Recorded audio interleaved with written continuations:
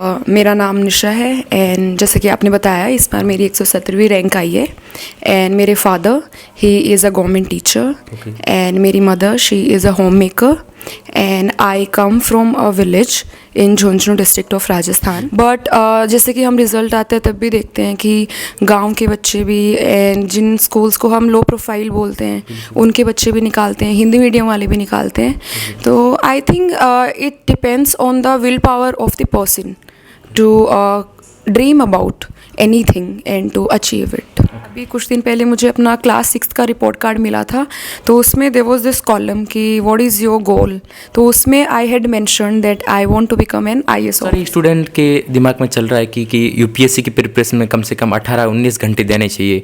क्या इसमें घंटे मायने रखते हैं या फिर आपकी स्ट्रेटजी मायने रखती है? क्या मायने रखा? आखिर क्लियर करने के लिए आपने क्या ऐसी स्ट्रेटजी बनाई?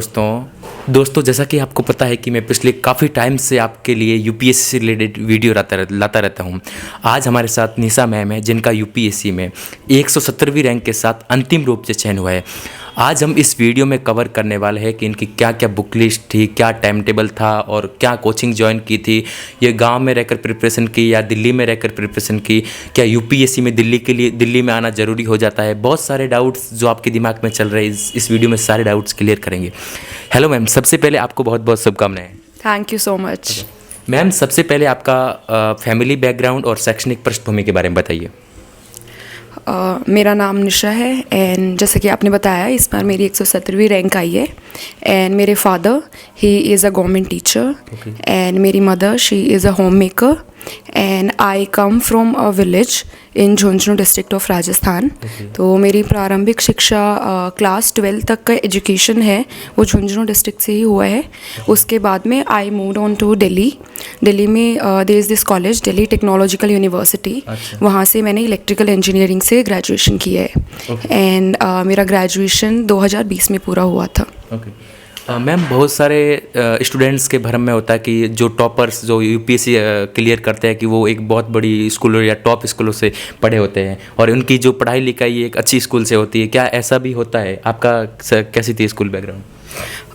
देखिए मेरा स्कूल बैकग्राउंड बहुत हाई फाई तो नहीं रहा, नॉर्मल ही रहा है। बट मेरे जो भी स्कूल्स थे वो अच्छे थे एंड वहाँ पे मुझे काफ़ी अपॉर्चुनिटीज़ मिली मेरी पर्सनैलिटी डेवलप करने की। एंड ऐसा कुछ नहीं है कि स्कूल बैकग्राउंड मायने रखते हैं। हाँ, थोड़ा सा ये हो जाता है कि अगर अच्छा स्कूल होता है तो पर्सनैलिटी अच्छी निकल के आती है। बट जैसे कि हम रिज़ल्ट आते हैं तब भी देखते हैं कि गाँव के बच्चे भी एंड जिन स्कूल्स को हम लो प्रोफाइल बोलते हैं के लिए माफी चाहूंगा दोस्तों जैसा कि आप सभी को पता है कि अभी prep ladder UPSC YouTube channel पर लाइव सेशन चल रहे हैं। ये लाइव सेशन इंडिया की सबसे टॉप फैकल्टीज द्वारा कंडक्ट करवाए जा रहे हैं। जैसा कि पिछले वीडियो में मैंने आपको बताया था कि 26 को एक प्रीमियर है प्रेप लैडर टीम द्वारा, और इस प्रीमियर को आप अच्छे से देखते हैं तो इसी से रिलेटेड मैं आपको एक सरप्राइज क्वेश्चन दूंगा और इस सरप्राइज क्वेश्चन का जो सबसे पहले आंसर देगा उसे 9th मंथ का सब्सक्रिप्शन फ्री ऑफ कॉस्ट दिया जाएगा। दोस्तों तो सरप्राइज क्वेश्चन आपके सामने आ चुका है, जल्दी से जल्दी हमें कमेंट बॉक्स में इसका आंसर दें। जो सबसे पहले आंसर देगा उसे 9th मंथ का सब्सक्रिप्शन फ्री ऑफ कॉस्ट दिया जाएगा।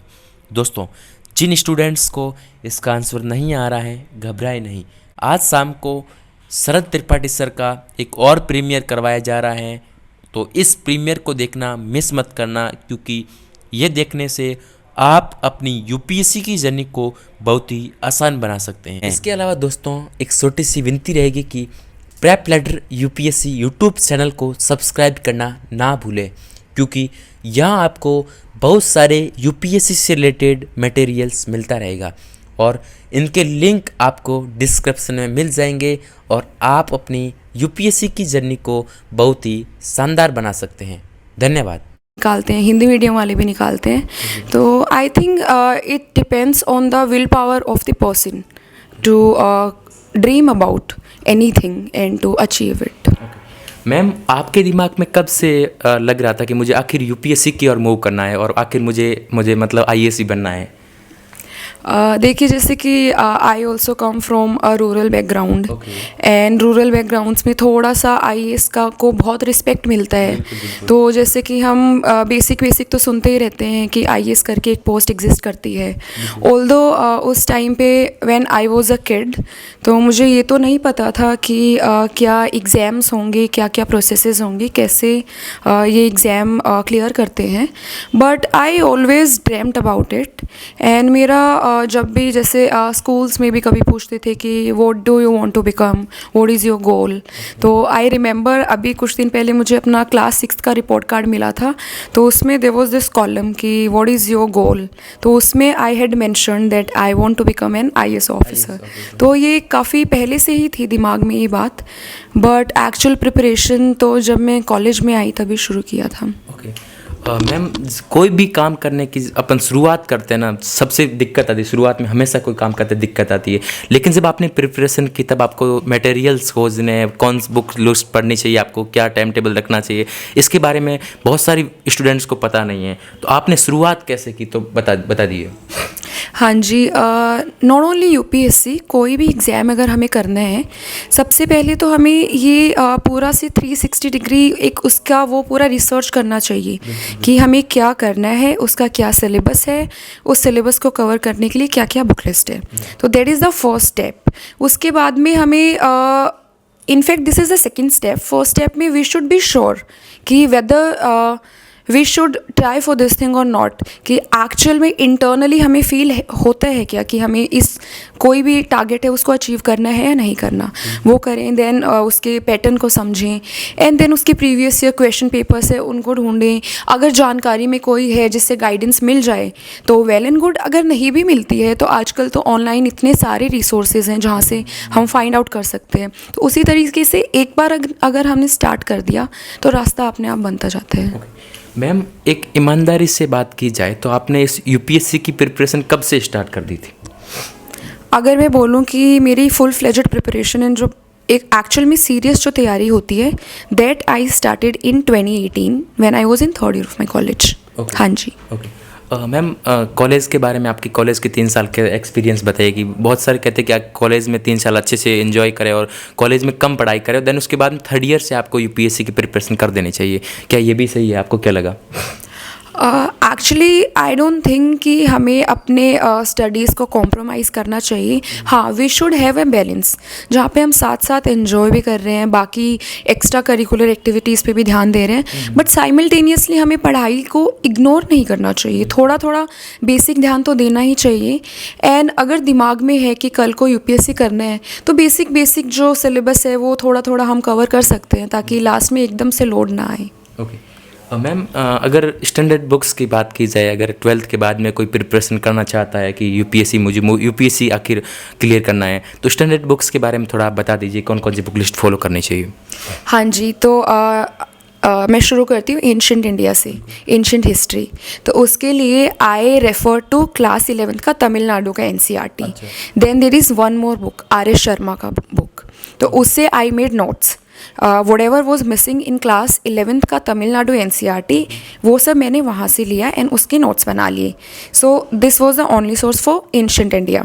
देन मिडिवल के लिए क्लास 7th का एनसीईआरटी आता है, that I did. Then comes modern India, तो मॉडर्न इंडिया के लिए there is this book Spectrum, वो करना चाहिए। देन आर्ट एंड कल्चर के लिए नितिन सिंघानिया का book.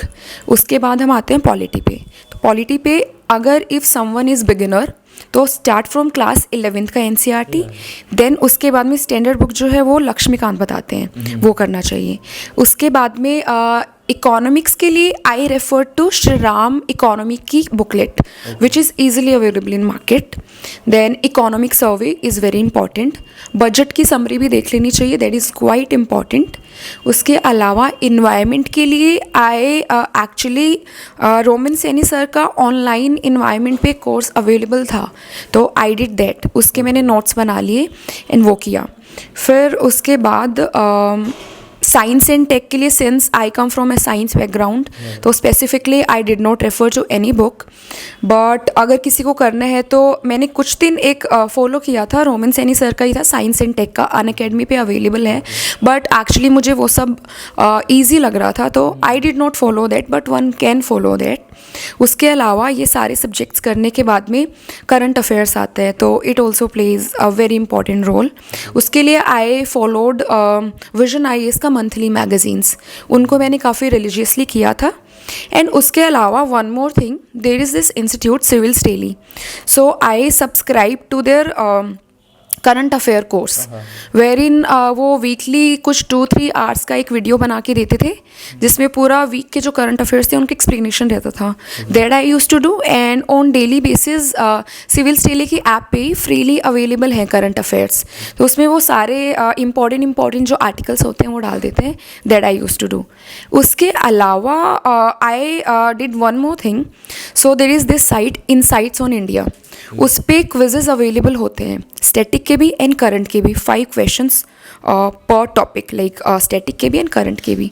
So daily I use to do those quizzes. तो एक वो हो गया.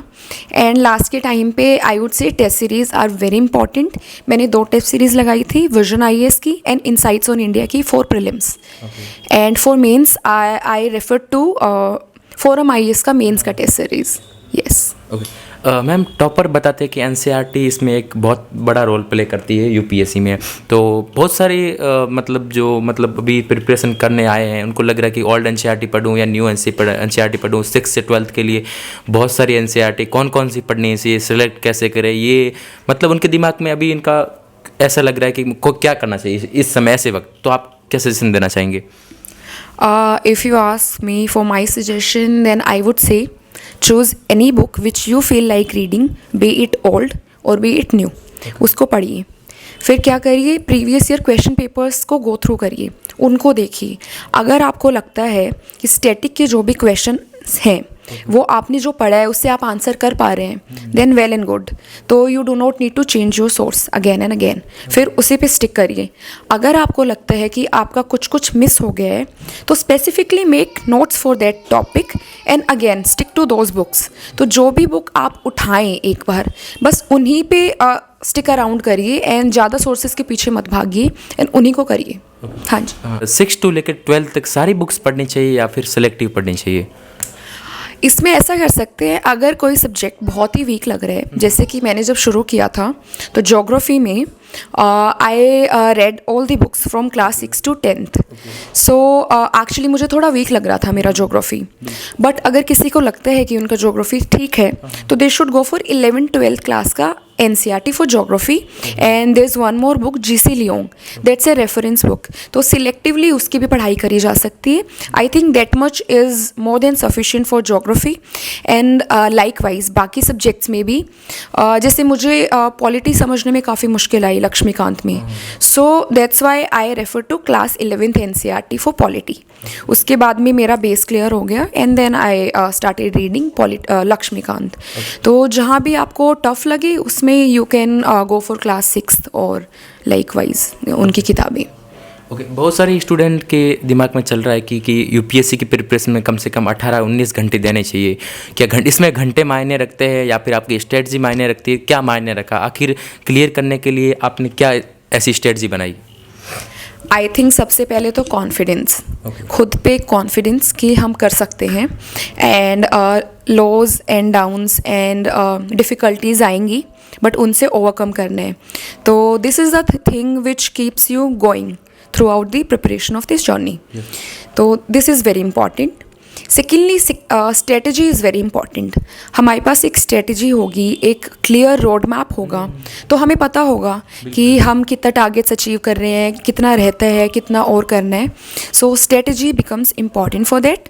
एंड उसके बाद में I think consistency is very important.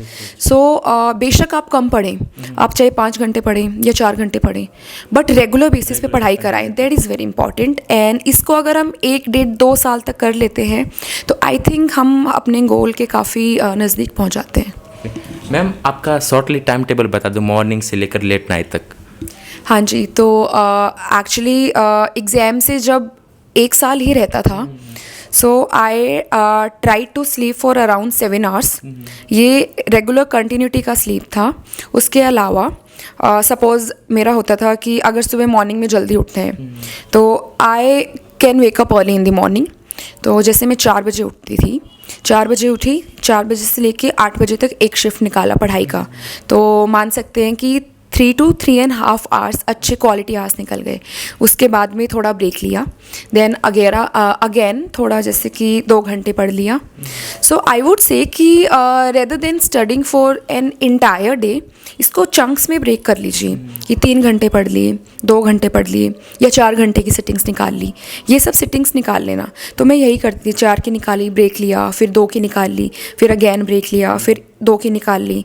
फिर बस ये होते हैं जो प्रोडक्टिव आवर्स होते हैं. उसके बाद में थोड़ा सा माइंड भी कम स्लो हो जाता है. उसके बाद में मैं वही जो पूरे दिन में पढ़ा था उसका रिविजन कर लेना, या कोई वीडियो देख लेना, या कोई क्विज़ लगा लेना, या कोई टेस्ट लगा लेना. सो इस तरीके से रहता था मेरा रूटीन. इस यूपीएससी की जर्नी में कौन कौन सी गलतियां नहीं करनी चाहिए, और विशेष मतलब कौन कौन सी गलतियां नहीं करनी चाहिए, और ऐसे कोई पॉइंट्स बताओ जो आपको अच्छी रैंक दिला सकते हैं. आपको क्या लगता है? देखिए, सबसे बड़ी गलती तो ये होगी कि आपको सिलेबस का भी नहीं पता, एग्ज़ाम पैटर्न का भी नहीं पता.